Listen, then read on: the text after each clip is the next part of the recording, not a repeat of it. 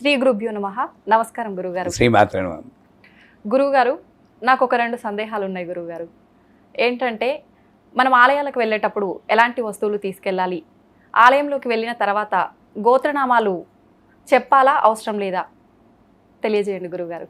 ఆలయానికి వెళ్ళేటప్పుడు అసలు వస్తువులు తీసుకెళ్ళాలా లేదా, వెళ్తే ఏ వస్తువు తీసుకెళ్ళాలి? వస్తువులు కాదు, వస్తువు నమ్మకం. నేను వెళ్ళేటటువంటి భగవత్ ఆలయానికి అక్కడున్న శక్తి నన్ను రక్షిస్తుంది అన్న నమ్మకం. ప్రత్యేకించి నేను చెప్పుకోక్కర్లేదు. అందుకే వెంకన్నబాబు దగ్గరికి వెళ్ళినప్పుడు మనకి ఏమీ కోరాలనిపించదు, అలా ఉండిపోతాం. ఎందుకు? ఆ శక్తి నన్ను రక్షిస్తుందని. అది పక్కన పెడితే సాధారణంగా పూజల్లో కూడా చెప్తారు, శక్తి లోపం లేకుండా అన్న ఒక పదం పెడతారు. అంటే మనకి ఎంత శక్తి ఉందో ఆ శక్తికి తగినట్లు సౌభాగ్య ద్రవ్యాలను ఉన్నాయి. పళ్ళు, పువ్వులు, పసుపు, కుంకుమ, అమ్మవారైతే ఒక చీర, ఓ బ్లౌజ్ పీసు. అక్కడ కూడా జనాలు ఏం చేస్తున్నారంటే, అమ్మవారి గుడికి వెళ్తే చీర పట్టుకెళ్ళాలి, దుర్గమ్మవారు అయితే ఎర్ర చీర, అంతవరకు బాగానే ఉంది. కొట్లోకి వెళ్ళి చీర చూపించండి అంటారు. అమ్మ దేనికి? కట్టుకోవడానిక? పూజకేనండి అంటే తేల్చి ఇలా చెప్తారు. తక్కువలో చూపించండి, అయిపోయింది. ఇంకా చీర ఇచ్చినా ఒకటే, లేకపోయినా ఒకటే. నేను ఏం కట్టుకుంటే నాకు ఆనందం వస్తుందో ఆ చీర నీకు ఇవ్వగలిగిన శక్తి, ఆ నిస్వార్థం ఉన్నప్పుడు ఆ చీర కొనండి. అంతేగాని దేవుడు కానీ వలలా ఉంటుందా ఇది ఓ చీర 80 రూపాయలు, శక్తి లేకపోతే పర్వాలేదు. శక్తి ఉన్న డబ్బున్న వాళ్ళకు కూడా ఏమిటమ్మా, ఆ కొని వస్తువులు నా తాహతుకి తగినట్లుండాలి. డబ్బుందా, పెద్ద దండ కొను. అబ్బా, ఇంత దండ కొని అమ్మవారి మెడలో వేస్తే ఎంత ఆనందమో. ఏముందండి, తీస్తారు మళ్ళీ వేస్తారు, వాళ్ళు అమ్ముకుంటారండి, ఇలా పెట్టి దాన్ని తప్పించుకోవడానికి చూస్తారు. అమ్ముకుంటాడో ఏంటో వాళ్ళ కర్మ, వాళ్ళ ఇష్టం. మనకు నచ్చినట్టు మనమే చేసుకుంటున్నాం అనే విధంగా అమ్మవారికి కూడా నాకు ఎంత మంచి జీవితం వస్తే నాకు ఆనందం వస్తుందో, ఎటువంటి ద్రవ్యాలు, ఎంత పువ్వులు పెట్టుకుంటే నాకు ఆనందం వస్తుందో అటువంటి ద్రవ్యాలనైనా తీసుకెళ్ళాలి.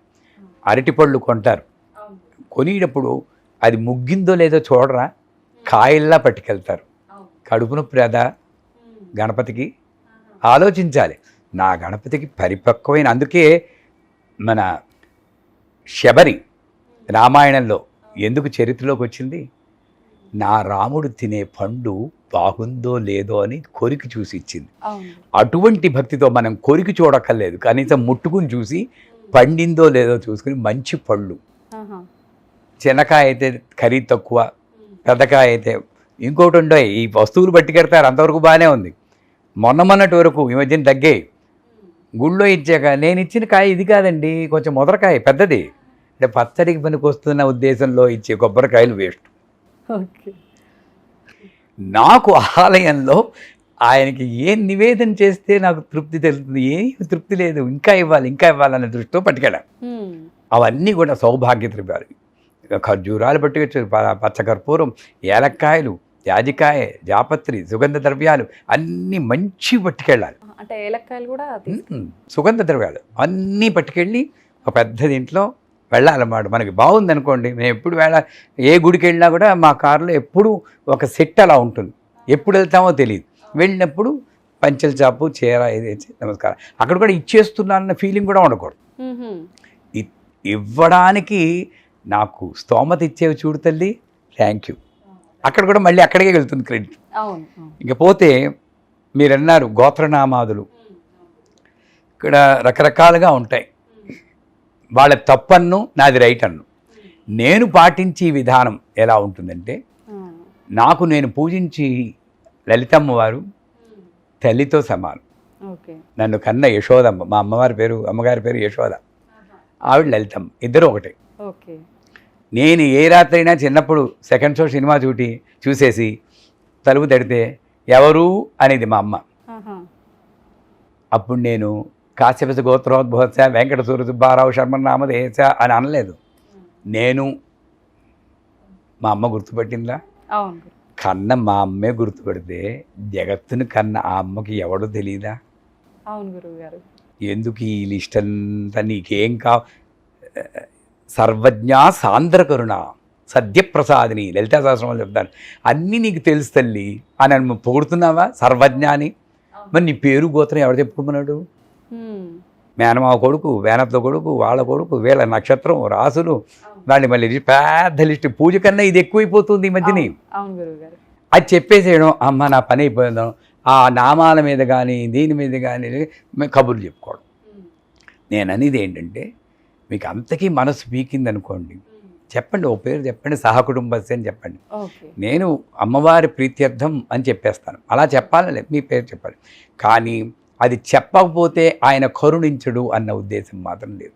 అసలు నిన్ను తీసుకొచ్చింది ఆవిడ. అవును గురువు. ఆవిడ ఆజ్ఞ లేనిదే లోపలికే రావు.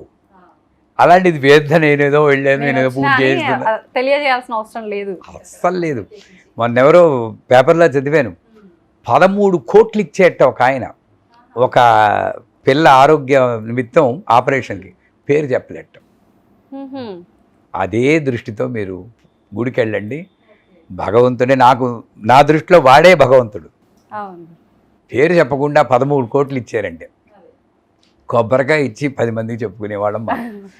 ఇంత తేడా ఉంది మనకి. అందుకని ఇక మీదటైనా సరే ఏ వస్తువులు పట్టుకెళ్లాలో శక్తి వంచన లేకుండా నా తాహతకు తగినట్లు మంచివి తీసుకెళ్ళండి. మన లోపలికి వెళ్ళాక, అమ్మ నీకు తెలుసు నేను ఎవరో తెలుసు, నాకేం కావాలో నీకు తెలుసు, నేను చూసేది చాలు అని ఆ నామం మీద. అరబ్ వాళ్ళకు ఒక ఆచారం ఉందండి, వాళ్ళని పొగుడుతున్నాం మనల్ని తిడుతున్నాం అని కాదు, వాళ్ళలో ఒక గుణం ఉంది. ఆ పూజారి గారు ఏం చదువుతారో నామం తెలిసినంత వరకు వెనకాతలు చదువుతుంటారు. గణేశాయ నమః, గణేశాయ నమః, ఏకదంతాయ నమః, ఏకదంతాయ నమః. వినబడిపోతే మానేస్తుంటారు. అలా చదవడానికి ప్రయత్నించాలి, కనీసం వినడానికి ప్రయత్నించండి.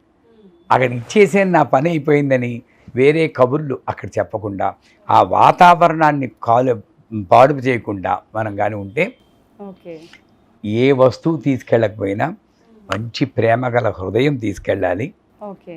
నాకు ఈ జన్మనిచ్చినటువంటి ఈ శరీరాన్ని అక్కడ తీసుకెళ్ళి అక్కడికి, అందుకే మనోలయం ఆనంద కర్పూర నీరాజనం అంటారు, మనస్సుని లయం చేయాలి. ఆ విధంగా చేస్తే భగవంతుడు నువ్వు ఇక్కడికి రాక్కర్లేదురా, నేనే మీ ఇంటికి వస్తానని ఇంటికి వస్తాడు. అది సత్యం. శ్రీమాత్రం. నమస్కారం గురుగారు, చాలా చక్కగా తెలియజేశారు.